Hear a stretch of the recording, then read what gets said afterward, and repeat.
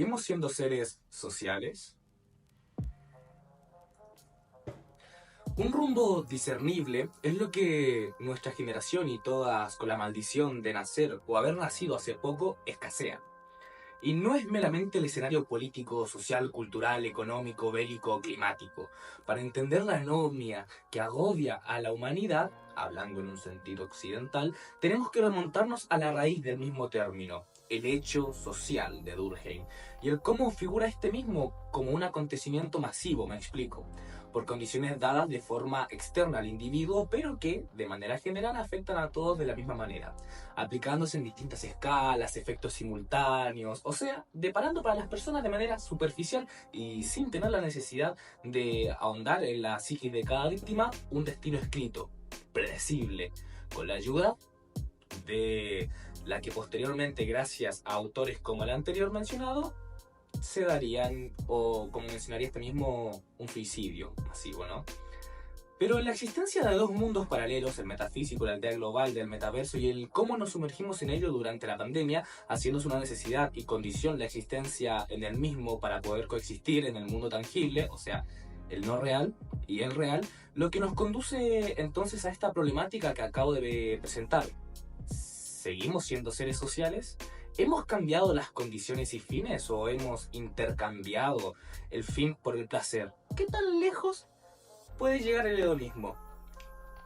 Del campo pasamos a las ciudades. Toda una construcción en base a un sistema que se edificó. Consigo todo un modus operandi de vida. Y pese a las distintas complicaciones que ésta pudiera contraer, el objetivo era uno.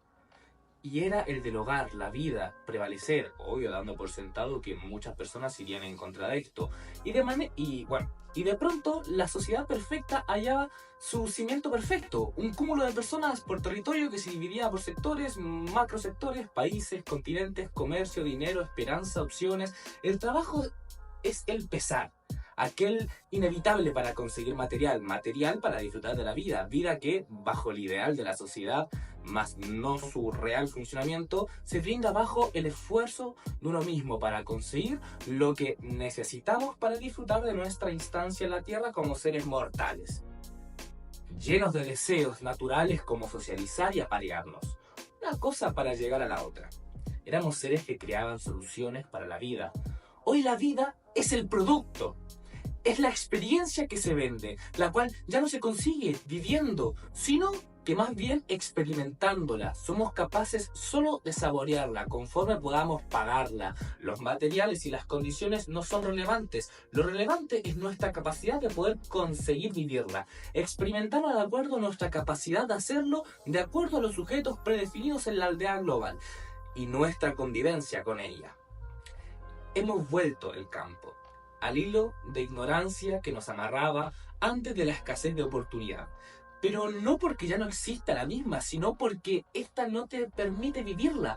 La vida no se encuentra en lo que consigas para construir. Hoy por hoy se basa en lo que experimentamos de manera emocional a través de los aparatos con los que nacemos. Los celulares, computadores. El problema es que tal cual trabajador de un fundo quien solo podía vivir ciertas cosas conforme al patrón, el conocedor se lo permitiera, hoy solo podemos vivir conforme nos lo permita un algoritmo empresarial. Aunque el tópico del nuevo feudalismo ya ha sido abordado en otros pensadores contemporáneos, no está de más aclararlo. Estamos sometidos, no es una alternativa. Y es aquí el conflicto presentado. ¿Estamos siendo sociales en realidad?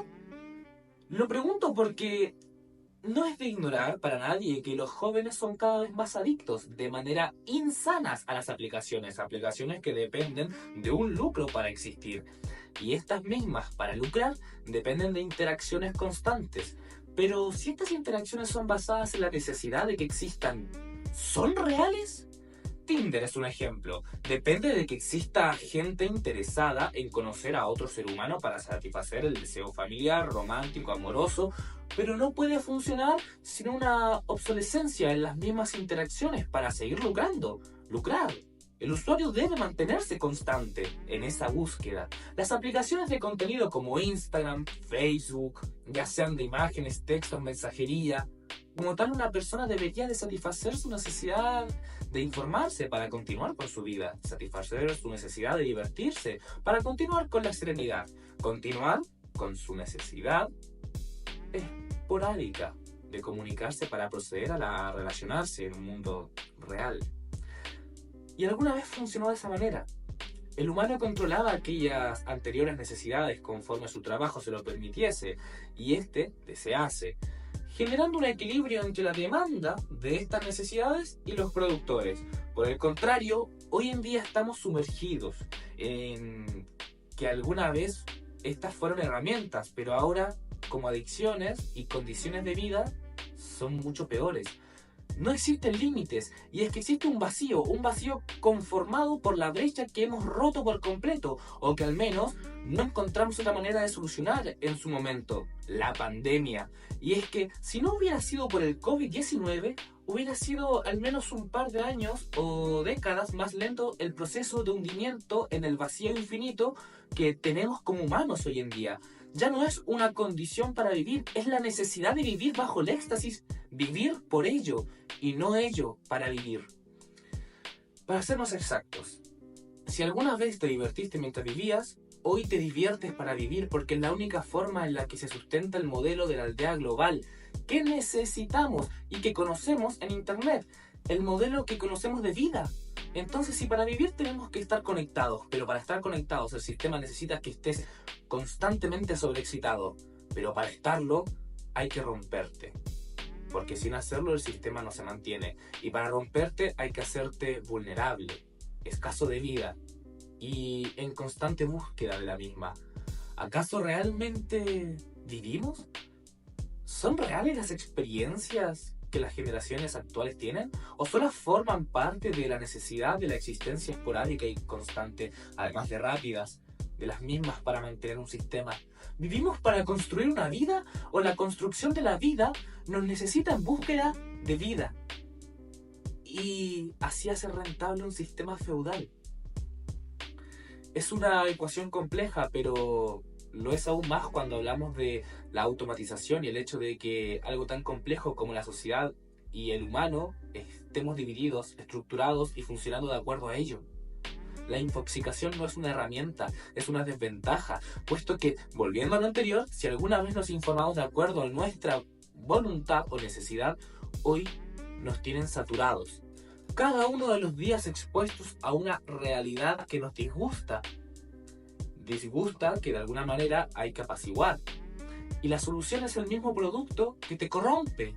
Por lo mismo, a pesar de tener con nosotros, tal como lo insinúa el nombre, un teléfono inteligente capaz de recibir mensajes y llamadas, decidimos no contestar, a veces ninguno. Nos disgusta el exceso de sociabilidad, pero a la vez deseamos algo de ella. Nos volvemos pequeños y bajo nuestra propia voluntad nos encerramos. Aceptamos los términos de lo mismo en espacios cada vez más cerrados. Y acomodándonos nosotros, nos encerramos en burbujas que nos mantienen felices. Efectivamente, es quizás la mejor dictadura. Es peor que cualquier distopía, porque no tiene reparo, ya que de eso depende de que se mantenga el funcionamiento de todo.